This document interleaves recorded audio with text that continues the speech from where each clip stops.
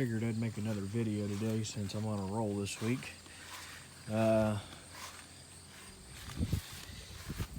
If you happen to install a lift pump setup on your 6.7 Cummins, it's already deleted.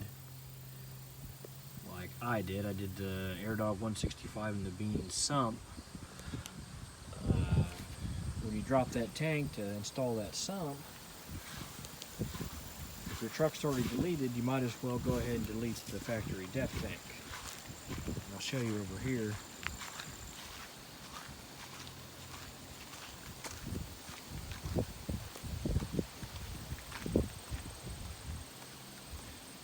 I mean, this tank and this cross member takes up a lot of space, and it's a lot of weight. Right here is your factory depth tank. I mean, as you can see, here's your strap, your tank, your module and everything. That's the cross member it sits on.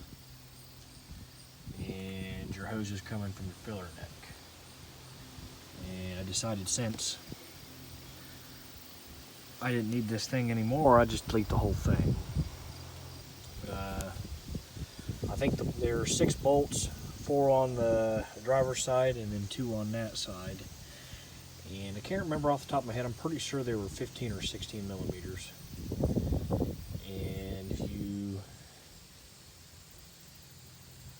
your tank was full like mine was, because I think the dealership that I bought the truck off of filled the depth tank up all the way because it was plumb full. I had to dump it all out. I dumped it in that bucket. But with that cross member and that tank being full, it's extremely heavy to drop by yourself. But I mean, other than that, when you drop that out of there, that creates a lot of room underneath the truck. And if the truck's already deleted, there's no sense in carrying that extra weight around. Just a quick tip, I figured your truck's already deleted and you gotta drop the tank anyways to install your sump. While you got the drive shaft and the gas tank out of the way, hell, drop that depth tank out of the way while you're at it. I mean, we've got plenty of freaking junk around here. I'm gonna take that CRV Tuesday morning before I go to work. I'm gonna get a windshield put into it.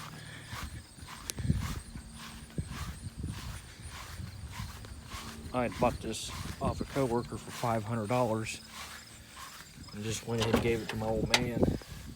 I mean, $500, it's only got 197,000 miles on it, and it's a 5-speed. But we bought better seats and carpet out of another CRV that was wrecked, and then when we pulled the nasty carpet out of this one, we realized how rusty the floor was. And what had happened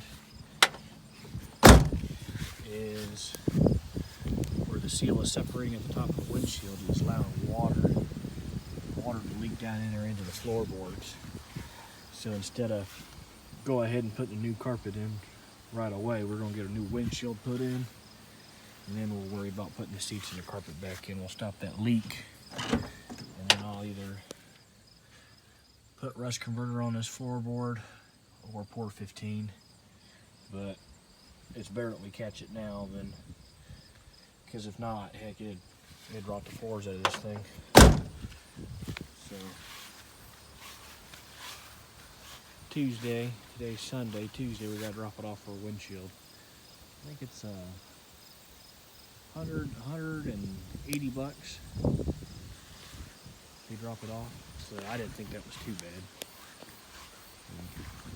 Obviously I haven't bought anything new.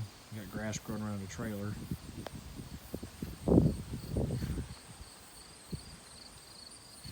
I gotta redo the stupid transmission pan gasket in this thing. That's twice that I've done it. The first one lasted 6 months, but the bolts come loose and it ripped the seal or the gasket on the pan, so then it started losing transmission fluid. I did it again with the cheap aftermarket gasket, and it's it's still leaking. I mean, the transmission, everything shifts fine, but when it leaks the fluid out, then it starts wanting to slip. But, I mean, this thing's got the 360 in it, 2-wheel drive automatic. I'd like to freaking get rid of it because I can't justify keeping it because I don't drive it that much. I mean, I did brake lines and everything on it, all new brake lines, wheel bearings, brakes. I put dual exhaust on it. I mean, it runs good. I just got that freaking issue the transmission pan gasket. I'm gonna go buy a genuine Mopar one next, and because it's much thicker. But that's why I don't like rubber gaskets. You don't seem like they seal that good. I like a cork gasket or a felt. That's your go. Felt gasket better, because then you can treat it with gasket sealant and everything. I would fix this truck up nicer, but it's hard to find a 4-door bed. This is the worst part of the truck. It's the bed. Over the wheel wells on both sides they're just rotted. I mean, it's a Hi-O truck, 20 years old. The frame's good, but the bed's just rotted. I'll never find a bed for it without paying more than what I paid for the whole truck for a bed. And then it needs a front bumper. It's hard to find a freaking front bumper without buying a new one. So, I mean, I already saved this thing from the junkyard once. I think I'm about done with it. I'm gonna get the transmission gasket fixed, make sure it's not leaking, and then I'll sell it. Other than that, it's a good running truck. But I just figured I'd give you a little update on some things and do like a def tank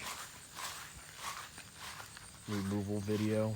I mean, I didn't really show you how to remove it, but I just showed you what it looks like and when you should do it. But if you got any questions on how to remove your def tank out of your 4th gen Ram, holler at me. I'll be able to answer your questions.